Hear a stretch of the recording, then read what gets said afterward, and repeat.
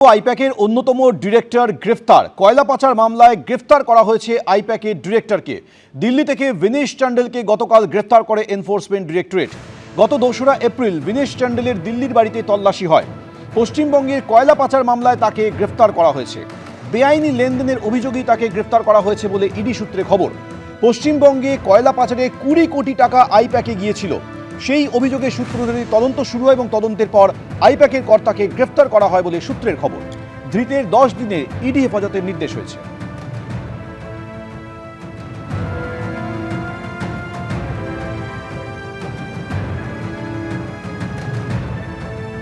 ভোটের আগে কেন্দ্রীয় এজেন্সির এই গ্রেফতারি নিয়ে শুরু হয়েছে রাজনৈতিক চর্চা। তৃণমূলের সর্বভারতীয় সাধারণ সম্পাদক অভিষেক বন্দ্যোপাধ্যায় তিনি সোশ্যাল মিডিয়ায় লিখেছেন যে এ রাজ্যে ভোটের মাত্র 10 দিন আগে যেভাবে বিনেশ টান্ডেলকে গ্রেফতার করা হয়েছে তাতে এই যে সমান সমান লড়াইয়ের যে ধারণাটা তাকেই নাড়িয়ে দেওয়া হয়েছে। পশ্চিমবঙ্গে যখন সুষ্ঠু এবং অবাধ ভোটের দিকে এগিয়ে যাওয়ার কথা তখন এই পদক্ষেপ একটা হিমশীতল বার্তা দিচ্ছে যে বিরোধীদের দিকে থাকলে আপনারও একই পরিণতি হতে পারে। এটা গণতন্ত্র নয়, ভয় দেখানো।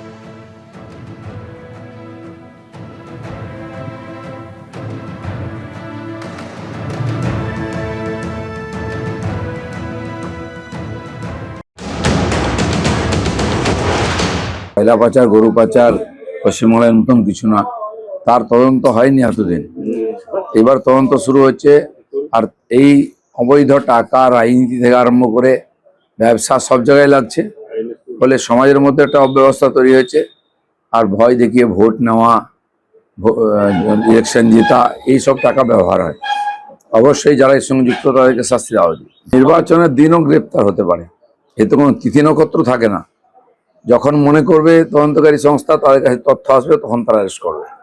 টিএমসি পশ্চিমবঙ্গকে দুর্নীতির কালো ছায়ায় ঢেকে দিয়েছে। পশ্চিমবাংলার মানুষ হীনমন্যতায় ভুগছেন। এর মুক্তি শুরু হয়েছে। বিজেপি ক্ষমতা এলে সব পরিষ্কার হয়ে যাবে। মমতা বন্দ্যোপাধ্যায় তো আগেই প্রেডিক্ট করে রেখেছিলেন যে ইলেকশন যত অ্যাপ্রোচ করবে, যত কাছে আসবে এবং মধ্যরাত থেকে এদের কাজ শুরু হবে, এবং সেটাই শুরু হয়েছে। শুধু এটা কেন, আপনারা দেখছেন না গোটা পূর্ব মেদিনীপুর জুড়ে আমাদের কতজন নেতাকে এনআইএ নোটিশ দেওয়া হয়েছে। আমি নিজে যখন তমলুকে ইলেকশন ফাইট করতে গেছিলাম, ময়না, নন্দীগ্রাম সহ একাধিক জায়গায় জাস্ট ইলেকশনের 1 মাস আগে এনআইএ নোটিশ দেওয়া শুরু হয়েছিল। শুধু তাই কেন, সুজিত বসু, দেবাশিস কুমার, এদেরকে হঠাৎ করে ইডি নোটিশ দেওয়া শুরু করেছে ইলেকশনের মধ্যে। এগুলো দেখার পরও কি কারোর সন্দেহ কিছু থাকে যে এই সেন্ট্রাল এজেন্সিগুলোকে বিজেপি কিভাবে ব্যবহার করছে? দিল্লি বিধানসভা নির্বাচনের আগে কেজরিওয়ালকে গ্রেফতার, সেই কেজরিওয়াল বেকসুর খালাস হয়ে গেলেন। ঝাড়খণ্ড বিধানসভা নির্বাচনের আগে হেমন্ত সোরেনকে গ্রেফতার, সেই তিনি জামিনে বেরিয়ে এলেন। তো এই জিনিসগুলো তো আমরা দেখছি, বাংলার ক্ষেত্রে এগুলো চোখের সামনে দেখা যাচ্ছে। ভোট যত এগোচ্ছে হুমকি হুঁশিয়ারি ততই বাড়ছে। বিজেপির সরকার এলে সিন্ডিকেট বাজদের উল্টো করে ঝুলিয়ে সোজা করা হবে। বীরভূমের সভা থেকে তৃণমূলকে তীব্র আক্রমণ শানিয়েছেন অমিত শাহ। পাল্টা বিজেপির নেতাদের বিরুদ্ধে টাকা তোলার অভিযোগ তুলে সুর চড়িয়েছেন মমতা বন্দ্যোপাধ্যায়। सिंडिकेट वालों को हम उल्टा लटका कर सीधा करने का काम करें। অনেক কেলেঙ্কারি করেছেন দেশে, তার বদলা চাই। ভোট যত এগোচ্ছে ততই বাড়ছে হুমকি হুঁশিয়ারির ঝাঁজ। और ये पूरा पैसा दीदी और भाईपो की टीएमसी में जाना है। मैं आज कहकर जाता हूं, एक बार भाजपा सरकार बना दो, ये सिंडिकेट वालों को हम उल्टा लटका कर सीधा करने का काम करें। ये पूरी कटमनी सिस्टम ममता बनर्जी और उसके भतीजे ने चलाई। তৃণমূল চোর, তুমি সাধু। তোমার নেতারা কয়লার কত টাকা তোলে, হলদিয়া বন্দরের কত টাকা তোলে, কত ভাগ নিজেরা নেয় আর কত ভাগ দিল্লিতে যায়। সৌজন্যতার খাতিরে আমি নামগুলো নাইবা বললাম। কেউ জেলে ঢোকানোর হুঁশিয়ারি দিচ্ছেন, কেউ বেছে বেছে হিসেব নেওয়ার হুঙ্কার ছাড়ছেন। मैं आपको भरोसा देता हूं, इस बार चुनाव के बाद इनके पापों का पूरा हिसाब किया जाएगा, चुन चुन के हिसाब किया जाएगा। মিথ্যের ফুলঝুরি আমোদি প্রমোদি বাবুরা চার্জশিট দিচ্ছেন তৃণমূলকে। আগামী দিন মানুষ আপনাদের চার্জশিট দেবে। অনেক কেলেঙ্কারি করেছেন, দেশকে বিক্রি করে দিয়েছেন। তার জবাব চাই, তার বদলা চাই। বিরোধীরা চায় বদল ও বদলা, পাল্টা বদলার হুঙ্কার ছাড়ছে শাসক দল। बंगाल में ये भाईपो और दीदी के गुंडों को चुन चुन कर जेल की सलाखों के पीछे डालने, वो सभी को पाताल से भी ढूंढकर 5 मई के बाद जेल की सलाखों के पीछे डालेंगे। ফল বেরোনোর পর সুদে আসলে জবাব দেবো, আমি কথা দিয়ে যাচ্ছি, সুদে আসলে জবাব দেবো।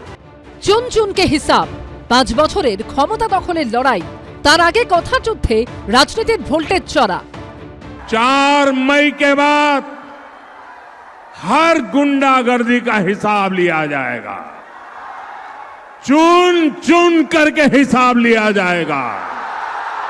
রবীন্দ্রসঙ্গীতের সাথে একটু ডিজেও বাজিয়ে দিয়ে ডিজেও শুনিয়ে দেবো ভদ্রভাবে। ভোটের আগে যে যার মতো হুমকি হুঁশিয়ারি দিয়ে চলেছেন। মানুষ হুমকি নয়, ভোট দেবেন। তাদের ভোট কোন দিকে গেল তা বোঝা যাবে 4 মে। ভাস্কর মুখোপাধ্যায়, আশাবুল হোসেন ও অর্ণব মুখোপাধ্যায় রিপোর্ট, এবিপি আনন্দ। 30 বছর পর ভোটের ময়দানে অধীর চৌধুরী। বহরমপুরের এবারের কংগ্রেস প্রার্থী তিনি। প্রার্থী ঘোষণার পর থেকে জোর কদমে প্রচার সারছেন অধীর চৌধুরী, জোর দিচ্ছেন জনসংযোগে। নবাবের শহরে তিনি রবিনহুড নামে পরিচিত। লড়াই করেন বুক চিতিয়ে। 25 বছর ধরে টানা সাংসদ থাকার পর সদ্য সেই চেয়ার হারিয়েছেন। লোকসভা ভোটে হারার 2 বছর পর বহরমপুর বিধানসভা কেন্দ্রে কংগ্রেসের বাজি অধীর চৌধুরী। 1996 সালের পর 2026, 30 বছর পর ফের বিধানসভা ভোটের লড়াইয়ে নামছেন প্রাক্তন প্রদেশ কংগ্রেস সভাপতি। বহরমপুর কারো মতে এবারে লড়াই ত্রিমুখী, কারো মতে হাওয়া পুরোটাই একমুখী। সৌজন্যে অধীর রঞ্জন চৌধুরী। শহরকে ভালোবাসি, জেলাকে ভালোবাসি। এই ভালোবাসা আমার সব থেকে বড় মানুষের প্রতি। যেখানে যেখানে মানুষের সমস্যা, আমি অধীর চৌধুরী সেখানে থাকি, আরও প্রবলভাবে সেখানে থাকবো। বহরমপুরে অধীর চৌধুরীর লড়াই তৃণমূলের নারুগোপাল মুখোপাধ্যায় ও বিজেপির সুব্রত মৈত্রের বিরুদ্ধে। লড়াইটা আদৌ সহজ নয়। 2021-এর বিধানসভা ভোটে বহরমপুর থেকে জয়ী হয়েছিলেন বিজেপির সুব্রত মৈত্র। দ্বিতীয় স্থানে ছিলেন তৃণমূলের নারুগোপাল মুখোপাধ্যায়। কংগ্রেস প্রার্থী মনোজ চক্রবর্তী তৃতীয় হয়েছিলেন। এবার তৃতীয় থেকে সরাসরি প্রথম হওয়ার লড়াই। আমি যখন লোকসভায় দাঁড়িয়েছি 5 বার পর, সেই লোকসভাতে বহরমপুর বরাবরই থেকেছে, ভোটে আমাকে লিড দিয়েছে। সেই লিডের পরিমাণে তো কমেছে, কিন্তু বহরমপুরের মানুষ বরাবরই আমাকে সমর্থন করেছে। এই শহরে জন্মেছি, বড় হয়েছি, এখানকার মানুষের প্রতি আমার আস্থা আছে, বিশ্বাস আছে। 2024-এর লোকসভা ভোটে তৃণমূলের ইউসুফ পাঠানের কাছে 85,000-এর বেশি ভোটে পরাজিত হন নবাবের জেলায় মুকুটহীন সম্রাট। কিন্তু বহরমপুর বিধানসভা কেন্দ্রে 6,927 ভোটে এগিয়ে ছিল কংগ্রেস। মেরুকরণ করেছিল মমতা ব্যানার্জি আর হুমায়ুন কবির মিলে। হুমায়ুন কবিরকে দিয়ে দাঙ্গা লাগানো, হুমায়ুন কবিরকে দিয়ে হিন্দু মুসলমান বিভাজন করানো কিভাবে হয়েছিল তাদের বিবৃতিতে তা স্পষ্ট। এবারেও বহরমপুর বিধানসভায় একই মডেল অ্যাপ্লাই করতে চাইছে মমতা ব্যানার্জি, লক্ষ্য অধীর চৌধুরীকে হারানো। শতাব্দী প্রাচীন দল সেই কংগ্রেসই এখন বিধানসভায় বিধায়ক শূন্য। এবারের ভোটে অধীর চৌধুরী কি হাতের জোর বাড়াতে পারবেন? কি হবে ভাগীরথী পাড়ের শহরে? উত্তর মিলবে 4 মে। শিবাশিস মৌলিক, এবিপি আনন্দ। এবিপি আনন্দ, এগিয়ে থাকে, এগিয়ে রাখে।